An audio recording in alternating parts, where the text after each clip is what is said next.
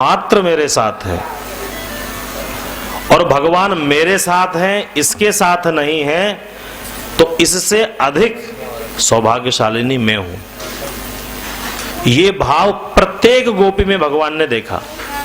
दूसरी गोपी को देखकर प्रत्येक गोपी ये कह रही है, ये सौभाग्य तो मात्र मुझे प्राप्त है, कन्हैया तो आज मेरे साथ हैं।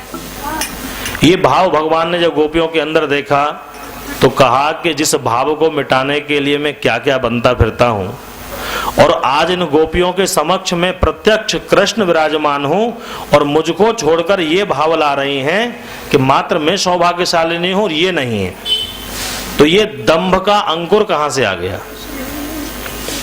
भगवान की कृपा को भी बड़ी सौम्यता से बचाना चाहिए। ये दिखाने की आवश्यकता नहीं है कि हम ऐसे हैं। और बड़े सौम्य लोग होते हैं जिनके पास कुछ होता भी है तो किसी न किसी को निमित्त बताते हैं। गुरुजनों की बड़ी कृपा है, भगवान की बड़ी कृपा है, सब बढ़िया चल रहा है, माता पिता का बड़ा आशीर्वाद है, आदि आदि। अपने आप को कभी प्रत्यक्ष नहीं रखते, वही अभिमान है। यदि आपको दर्शाना भी है तो किसी की कृपा का आश्रय लेकर के दर्शाओ, तो उसमें कभी आपको मोह नहीं होगा और दम्भ नहीं आएगा। कोई बहुत पढ़ा लिखा है, विद्यावान है, तो गुरुजनों का आशीर्वाद है, हमारी क्या सामर्थ्य। धनवान है, भगवान की बड़ी कृपा है। संततिवान है, पूर्वजों का बड़ा आशीर्वाद है। इस तरह से व्यक्त करना चाहिए। परंतु गोपियों के मन में आज ये मान आ गया, माननी हो गई गोपियां, और माननी के साथ साथ में अभिमान ने आकर के पैर पसार दिए। भगवान ने विचार किया, अब क्या करूं? बोले जब तक मेरी विरह में ये तप नहीं जाएंगी ठीक से, तब तक ये मुझे पूर्ण रूपेण नहीं जान पाएंगी, नहीं उसका आनंद ले पाएंगी। तो सुखदेव जी कहते हैं, परीक्षित, प्रसमाय प्रसादाय, दो शब्दों का प्रयोग किया। प्रसमाय प्रसादाय तत्रैवांतरधीयत। किसी ने प्रश्न किया, प्रभु जब भगवान प्रत्यक्ष सामने थे और गोपियां आनंद विभोर हो रही थीं, तो भगवान को नहीं जाना चाहिए? तो संत महापुरुष कहते हैं, भाई दो कारण थे यहाँ। अभी अभी भगवान ने पिछले प्रसंग में कहा कि जिस पर मैं कृपा करना चाहता हूं उसे थोड़ा बहुत कष्ट भी दे देता हूं। दूसरी बात, मिलन का आनंद तब तक पुष्ट नहीं होता जब तक विप्रलंब न हो।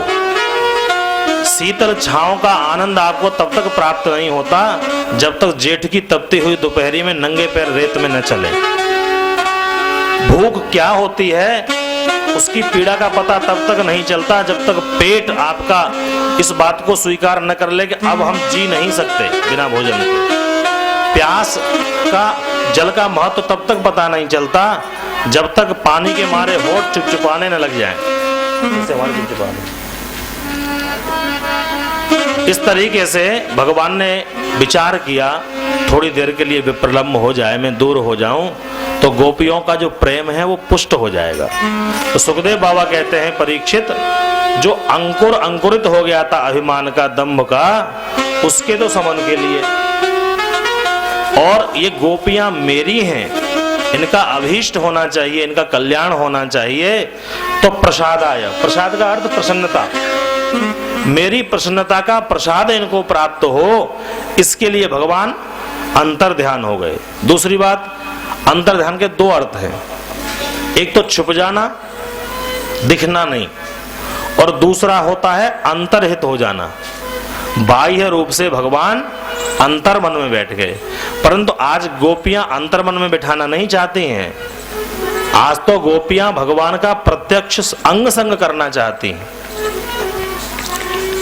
भगवान ने अपने आप को अदृश्य कर लिया, और जैसे ही भगवान अदृश्य हुए, गोपियों की स्थिति ये हो गई, परीक्षित, जैसे हथनियों के झुंड के बीच से जो गजराज होता है, मुखिया, वो कहीं दूर हो जाए।